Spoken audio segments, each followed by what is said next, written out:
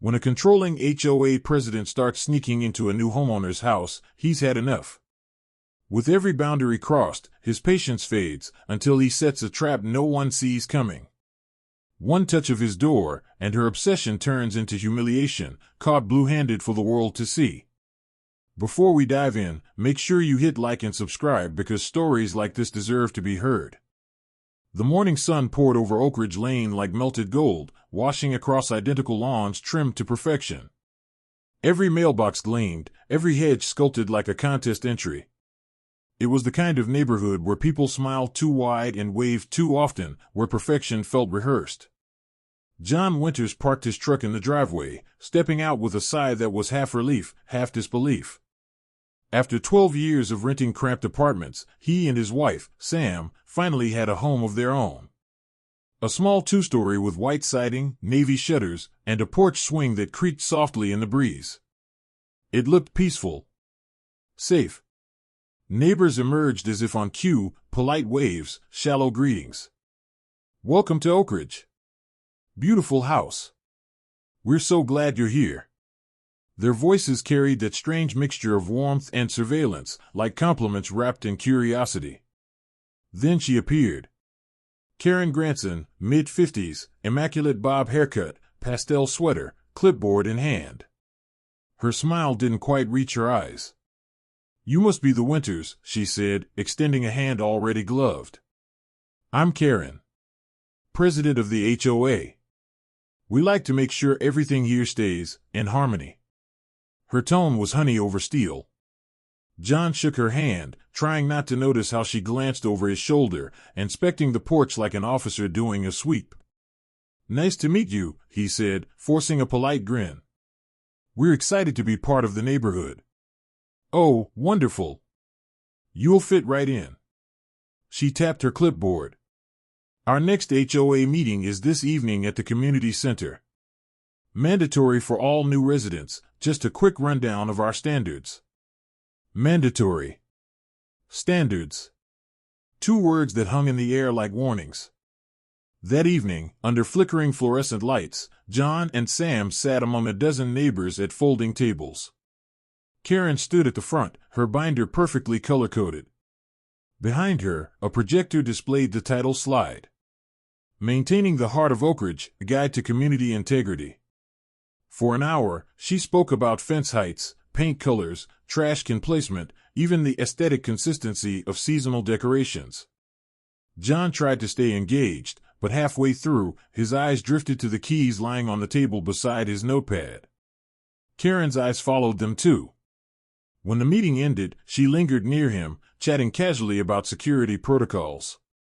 "Sometimes," she said, her tone light, "it helps to have a spare key on file with the HOA, just in case of emergencies." John hesitated. "We'll think about it." Karen smiled. "Of course. We're all neighbors here. No secrets between friends." As they drove home that night, Sam leaned her head back against the seat. "She's intense." John laughed under his breath. "Welcome to the neighborhood." But later, while locking the door, he paused, key halfway in the lock, eyes narrowing toward the streetlight outside. Karen's house was directly across from theirs. Her porch light was still on. And though her blinds were drawn, John had the eerie sense that someone was watching. The following week slid by in quiet rhythm, lawn mowing, unpacking boxes, nodding politely at passing neighbors. Everything looked peaceful, but the air in Oak Ridge carried an odd stillness, like a stage set between scenes. Every morning, Karen's pastel-pink mailbox door was open. Every evening, she stood on her porch like a sentry, clipboard in hand, watching. She never waved first. She didn't need to. Her presence said, "I see everything." By Thursday, John had mostly brushed it off. Paranoia wasn't his thing. He'd served in the army, knew the difference between real threats and imagined ones. Still, something about this neighborhood itched at the back of his mind. That afternoon, he left for work early. Sam was teaching an online class at home, surrounded by unpacked kitchen boxes and the smell of coffee. "Don't forget the HOA wants our trash bins labeled," she called out. John laughed. Right, heaven forbid someone mistakes our garbage for theirs.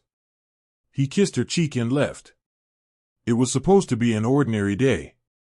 When he came home that evening, the sun was melting into the horizon. He noticed the porch light on. Sam always waited until full dark. The second thing he noticed was the door. It wasn't fully closed. He froze. The brass handle was slightly turned, the latch not clicked in. A cold pull studded in his chest. He pushed the door open slowly, scanning the living room. Everything looked normal. No broken windows. No forced entry. Sam, he called out. She appeared from the hallway, startled. You're back early. Did you go outside? No. Why? He gestured to the door. It was open. Her brows knitted. That's impossible. I haven't left all day. John walked through each room, nothing out of place except for details too small to be random. A coffee mug moved to the wrong counter, a houseplant turned slightly toward the window. Someone had been inside. Sam brought her laptop to the table and opened the security camera app. The front door feed showed a perfect gap between clips, 2:14 p.m. to 2:26 p.m., blank. Deleted. John's jaw clenched. Who has that kind of access? Sam stared at the empty timeline. Maybe the cloud glitched? He didn't answer. He just looked through the blinds toward Karen's house. Her porch light was on, and through the thin curtain, he could make out her shape, standing still, perfectly still, facing their home. The next morning, John found a white envelope tucked under the doormat. No stamp. No signature. Just a printed note. Reminder, HOA safety checks are for your protection. Please cooperate next time. Sam's hand trembled as she read it. Next time? John folded the paper slowly, his expression unreadable. That's it, he said quietly. We're putting eyes everywhere. That night, while the rest of Oak Ridge slept under its perfect silence, the Winters house came alive with tiny red dots, hidden cameras glowing like watchful fireflies. Somewhere across the street, a curtain twitched. And in the faint reflection of the window glass, John thought he saw Karen's face, smiling. Night fell on Oak Ridge Lane like a velvet curtain, calm, polished, and hiding everything beneath. The neighborhood slept under the soft hum of sprinklers and the pale glow of porch lights. But inside the Winters home, silence wasn't peace anymore, it was strategy. Every corner now had a quiet witness. Sam's hidden cameras, tucked into the porch lamp, the hallway vent, even inside a decorative vase by the window, recorded in crisp, silent loops. John had spent his weekend wiring them himself, every screw tightened with the same care he'd once used field stripping a rifle. He wasn't scared anymore. He was waiting. The first 2 nights passed without incident. No movement, no gaps in footage. Then came Sunday. At 2:11 a.m., the camera feed flickered once, barely a second, then steadied. When John reviewed the footage in the morning, the same 15-minute gap appeared again. Exact timing as before. He sat back, staring at the screen. She knows about the cameras. Sam frowned. That's impossible. They're encrypted, offline. He turned the laptop toward her. Then how does the same window vanish twice? They rewound the recording together, frame by frame, and there it was. Just before the feed cut out, a faint shadow slid across the edge of the lens. Not large, but human. And unmistakably feminine. Sam's breath caught. That's her. John didn't reply. He just zoomed in, pausing on the moment right before the static. A glint of gold, like the reflection off a bracelet. Karen wore one just like it, engraved with the HOA logo she was so proud of. That evening, John mowed the lawn, slowly, deliberately, eyes scanning across the street. Karen was pruning her roses, her movements precise. She looked up once, met his gaze, and smiled. A small, knowing curve of her lips. He killed the mower. Evening, he called, his voice steady. Lovely day, isn't it? She said, wiping her hands on her gloves. You're keeping your lawn beautifully, much better than last week. He nodded. Appreciate that. She stepped closer to the hedge line, lowering her voice. I do hope there are no misunderstandings. Our rules are for everyone's good.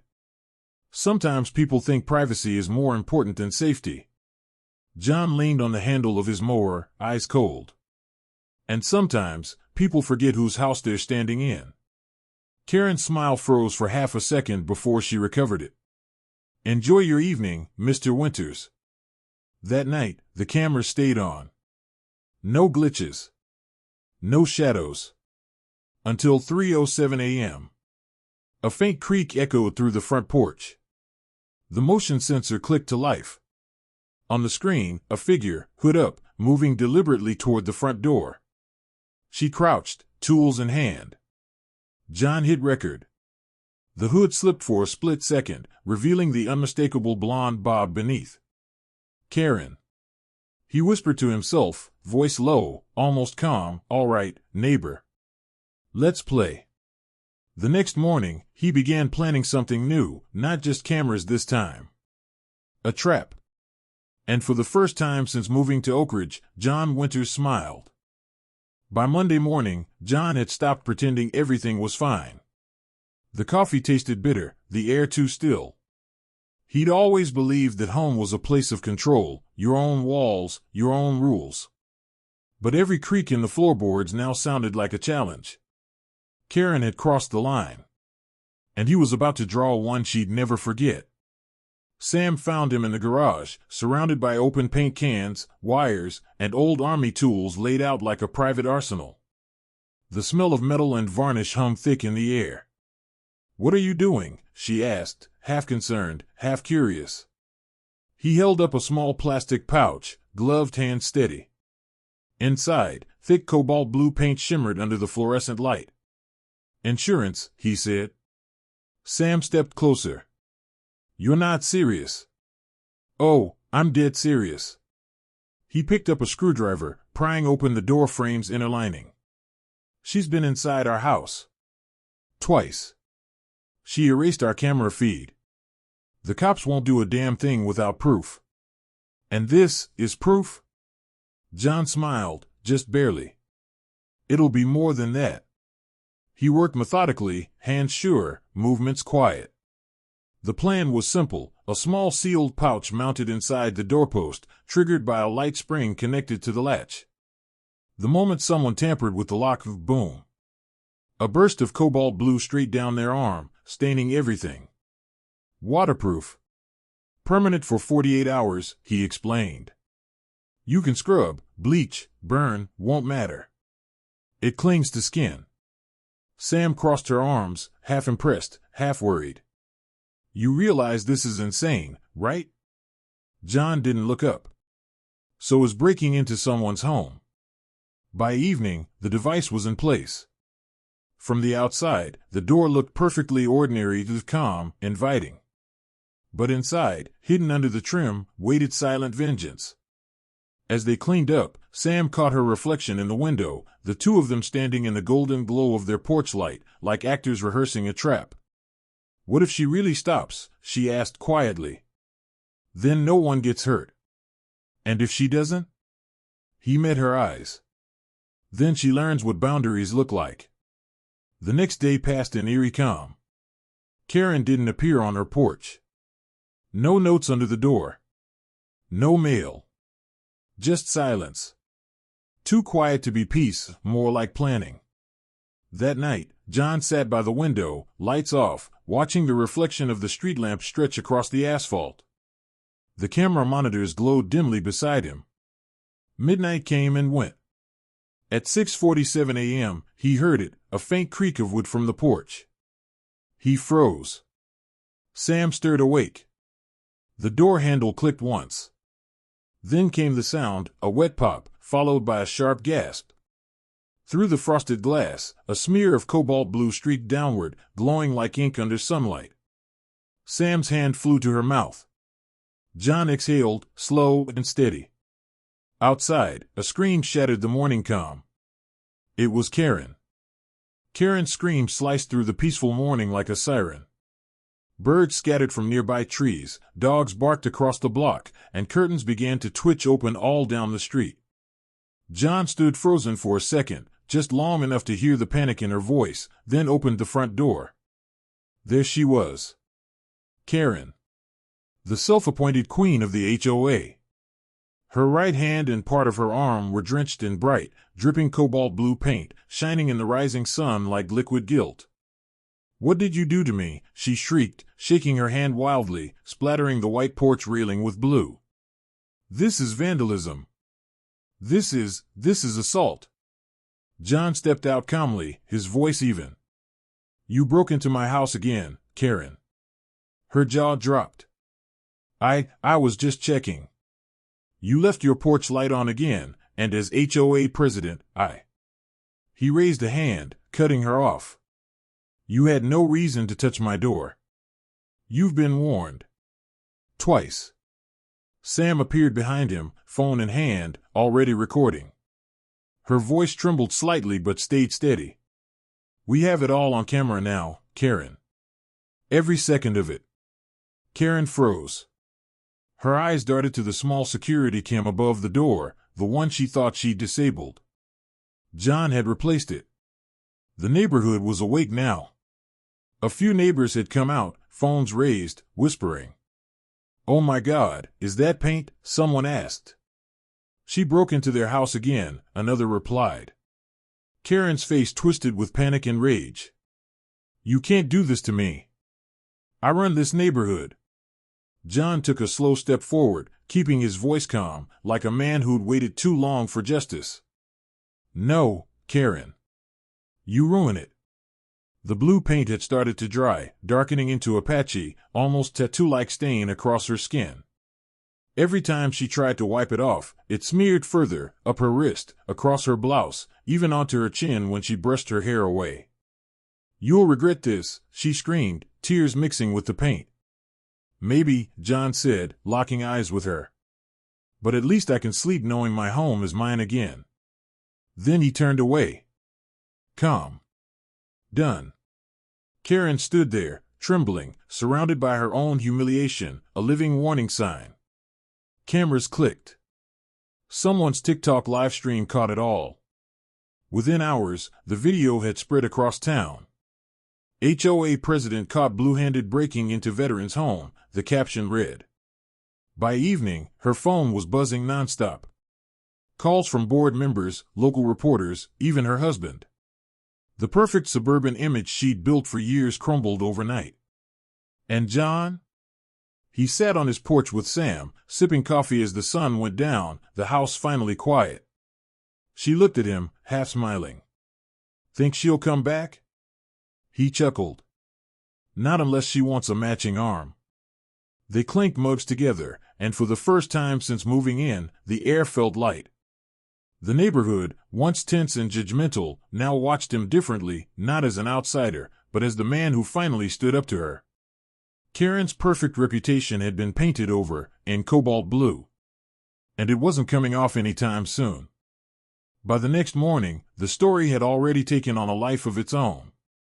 John woke up to messages from neighbors he'd barely met, all saying the same thing, "Good for you." The video had gone viral overnight. Every major local outlet ran the same headline. HOA president caught blue-handed breaking into veteran's home. Footage showed Karen's frantic, blue-stained hands, her voice cracking, her excuses melting away in the daylight. The world had finally seen what John had endured for weeks, the quiet harassment, the control, the constant intrusion disguised as HOA concern. By noon, the HOA board held an emergency meeting. Karen showed up wearing long sleeves and oversized sunglasses, but no disguise could hide the shame. The board voted unanimously to suspend her indefinitely pending investigation. It was over. John didn't attend the meeting. He didn't have to. Instead, he sat in his backyard with Sam, listening to the sound of kids playing down the street. The tension that once filled the air had dissolved into something new, respect. Neighbors who once avoided eye contact now waved when they walked their dogs. Mrs. Henderson from 2 houses over even brought them a pie, whispering, "You did what everyone else was too scared to do." John just smiled. "I didn't want to hurt her. I just wanted her to stop." Sam nodded softly. "You didn't hurt her. You just held up a mirror." For the first time in weeks, John allowed himself to laugh. It was small, quiet, the kind of laugh that comes when the war finally ends, and peace feels strange but good. That evening, as the sky blushed orange and gold, he stood on his porch, the same one Karen had violated again and again, and looked out across the calm suburban street. The house looked alive now. Warm light glowed from the windows, the grass trimmed neat, the air peaceful. Sam joined him, slipping her arm around his waist. "Feels like home now," she whispered. He kissed her forehead. "It finally does." Across the street, Karen's porch light was off. Her blind stayed shut. The perfect facade was gone. John didn't hate her, not really. Pity, maybe. She'd built her world on control, and when it slipped, she'd lost herself in the fall. He picked up the last can of cobalt paint from the garage shelf, turning it in his hands. A thin ring of dried blue clung to the rim, like a quiet reminder. He smiled faintly and set it down. "Mission accomplished," he muttered under his breath. Sam laughed. "Remind me never to mess with you." He grinned. "You're safe. You knock." They went inside together, closing the door behind them, the same door that had started it all, but this time, it didn't feel like a barrier. It felt like protection. For the first time since moving in, the house was truly theirs. And somewhere out there, the story of the HOA president who was caught blue-handed kept spreading, a warning, a lesson, and maybe even a little justice served in the color of truth.